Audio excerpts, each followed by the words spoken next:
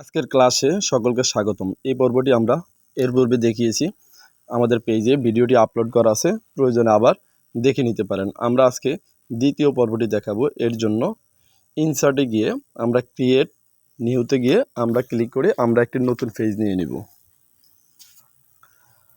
এরপর আমরা ইনসার্টে ক্লিক করে এখানে শেপ রয়েছে, শেপে অনেকগুলো বক্স রয়েছে, আমরা যে কোনো একটি শেপ নিয়ে নিব এই শেপটার ভিতরে লেখার জন্য।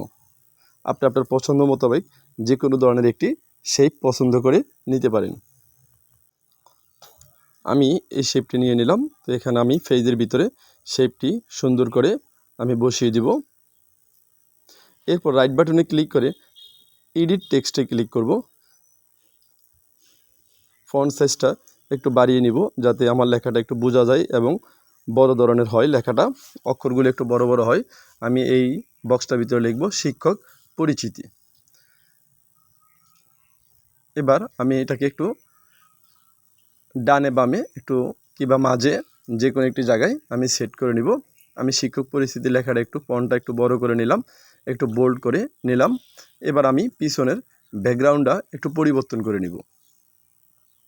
যেহেতু আমার লেখাটা রয়েছে সাদা, তাই আমি লেখাটা উজ্জ্বল করার জন্য পিছনের ব্যাকগ্রাউন্ডটা পরিবর্তন করব। এর জন্য আমরা প্রথমে চলে যাব ফরম্যাটে। এখানে ফরম্যাটে গিয়ে এখানে অনেকগুলো ব্যাকগ্রাউন্ড পরিবর্তনে অনেকগুলো কালার রয়েছে, আমি যে কোনো একটি কালার নিয়ে নিব। আমি এই কালারটি সাধারণত চুজ করলাম। এটাকে আমি করলে এই যে লেখাটার একটু উজ্জ্বল হয়ে গেল।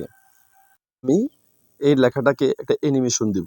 উপরে অ্যানিমেশনের উপর ক্লিক করে এখানে অনেকগুলো অ্যানিমেশন রয়েছে, আপনি যে কোনো একটি অ্যানিমেশন দিতে পারেন যেটা সুন্দরভাবে দেখা যাবে এবং স্লাইডে শো করবে।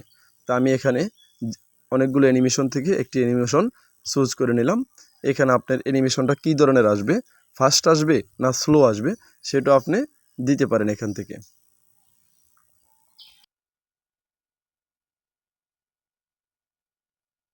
তো আমি ভেরি ফাস্ট অ্যানিমেশনটি দিয়ে দিলাম যাতে এভাবে আমার লেখাটা শো করবে। এরপরে আমি এবার এটার সাথে আমি ছবি যুক্ত করব। এই জন্য উপরে ইনসার্টে ক্লিক করে এখান থেকে আমি পিকচারটি নিয়ে নেব। আমার পিকচারটি ডেস্কটপ থেকে আমি যেখানে আমি রেখেছি সেখান থেকে আমি ছবির উপরে ক্লিক করে ওপেনে ক্লিক করলে আমার ছবিটি এখানে সেট হয়ে যাবে।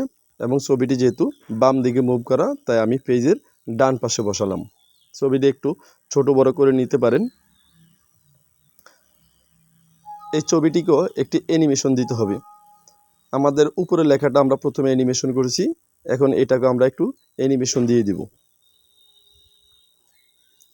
যেভাবে পূর্বে অ্যানিমেশন দিয়েছি এটাকেও সেভাবে একই রকম স্লো, ফাস্ট এবং কোন ধরনের অ্যানিমেশন হবে এখানে সবগুলো আইকনই দেওয়া রয়েছে, আপনি যে কোনো একটি অ্যানিমেশন দিতে পারেন। এবার আমি ইনসার্ট শেপে গিয়ে পূর্বের নেই আমি আরেকটি বক্স নিব যে শিক্ষকের নাম এবং পদবি লেখার জন্য। তা আমি শেপে গিয়ে আমি এখানে অনেকগুলো বক্স রয়েছে, শেপ রয়েছে, আমি একটি শেপ নিয়ে নিলাম। এই শেপের ভিতরে আমি লিখব শিক্ষকের নাম এবং পদবি, কর্মস্থল, এগুলি আমি পরিস্থিতিরা এখানে আমি সুন্দরভাবে লিখে দেব। তো বক্সটা নেওয়ার পর রাইট বাটনে ক্লিক করে আমি টেক্সট এডিটে ক্লিক করব। এরপরে ফন্ট সাইজটা একটু বড় করে নিব। আমি লিখলাম শরীফ মোহাম্মদ আল আমিন।